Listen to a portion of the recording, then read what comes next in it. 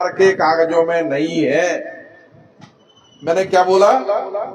अब ये शक्कर कारखाना मध्य प्रदेश सरकार के कागजों में पंजीकृत कारखाना नहीं है। इसका पंजीयन खत्म कर दिया गया है श्रीमान जी, आदरणीय मिश्रा जी, इसका पंजीयन खत्म कर दिया गया है।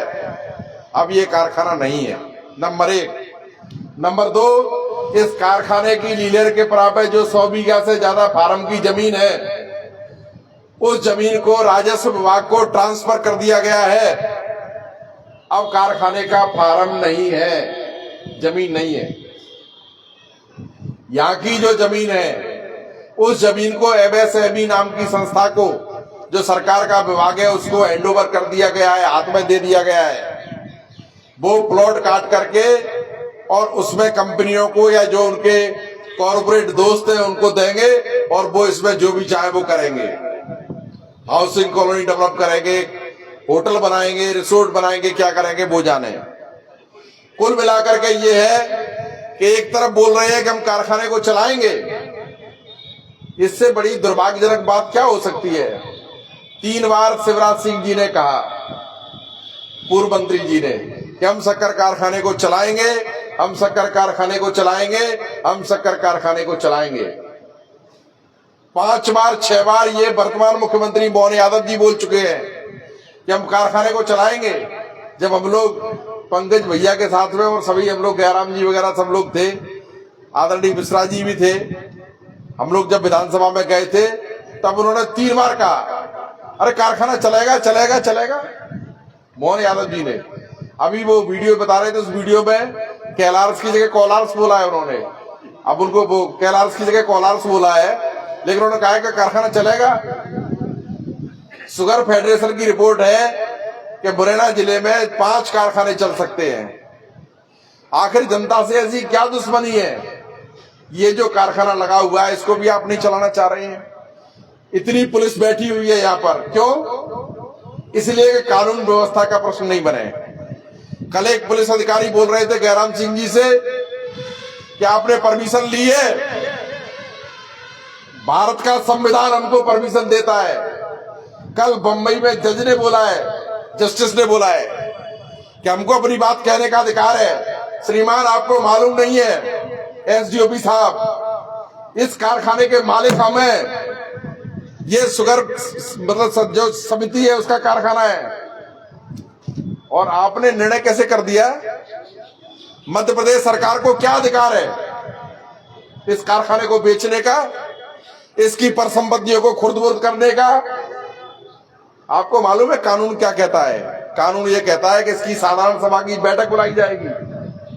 साधारण एक्स्ट्राऑर्डिनरी जनरल मीटिंग कहते हैं उसको।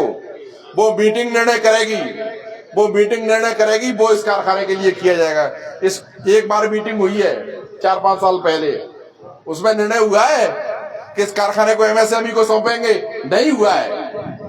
इतने बड़े बड़े अधिकारी, कमिश्नर और फलाने बैठे हुए हैं, सब गलत निर्णय कर रहे हैं।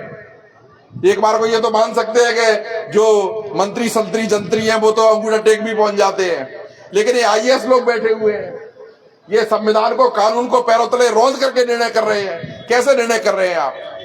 आपको किसने अधिकार दिया है कि ये कारखाना जो कोऑपरेटिव का कारखाना है, इसकी जमीन को आप बेचेंगे, कारखाने को बेचेंगे, इसकी परिसंपत्तियों को बेचेंगे, इसको खत्म करेंगे, एमएसएमई को ट्रांसफर करेंगे, हैंडओवर करेंगे?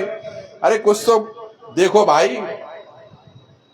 आज जो साहिबे मसरत है, मैंने एक बार और भी कहा था, रात इंदौरी साहब का शेर है कि आज जो साहिबे मसरत है कल नहीं होंगे।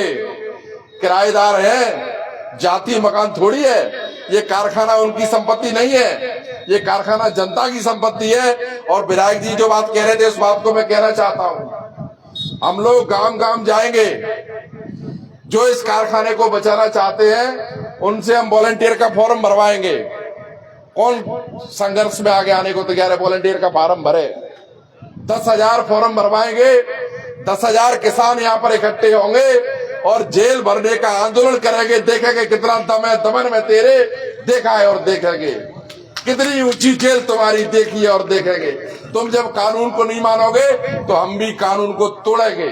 ये घोषणा कर रहे हैं साथियों। क्या करेंगे आप? गोली मार देंगे, मार देना। दिल्ली में भी किसान मरे थे, 738 किसान शहीद हुए, लेकिन आखिरी में जीत किसानों की हुई। वो काम हुआ जो कभी नहीं हुआ। आज देश आजाद हुआ है तब से पहली बार संसद के अंदर तीनों कृषि कानून वापस हुए। भट्टा परसोल के अंदर किसानों पर गोली चलाई गई, 4 किसान शहीद हुए, लेकिन सरकार को अंग्रेजों के जमाने का कानून खत्म करके भूमि अधिग्रहण का नया कानून बनाना पड़ा।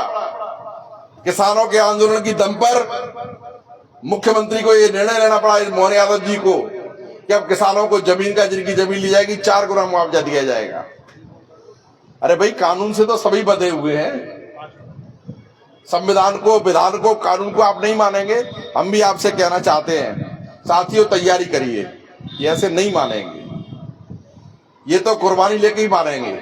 कुर्बानी के लिए तैयार होइए, गांव में संगठन बनाइए।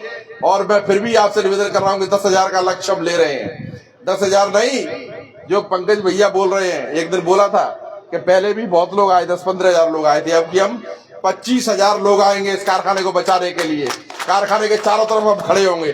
कौन इस कारखाने को खरीदेगा, कौन इसको नीलाम करेगा, संघर्ष किया जाएगा, कारखाने को बचाया जाएगा। मुझे उम्मीद है आप सबका सहयोग और आशीर्वाद मिलेगा और जरूर जनता की जीत होगी, कारखाना बचेगा और चलेगा। इसी के साथ मैं अपनी बात समाप्त करता हूँ। बहुत बहुत धन्यवाद साथियों।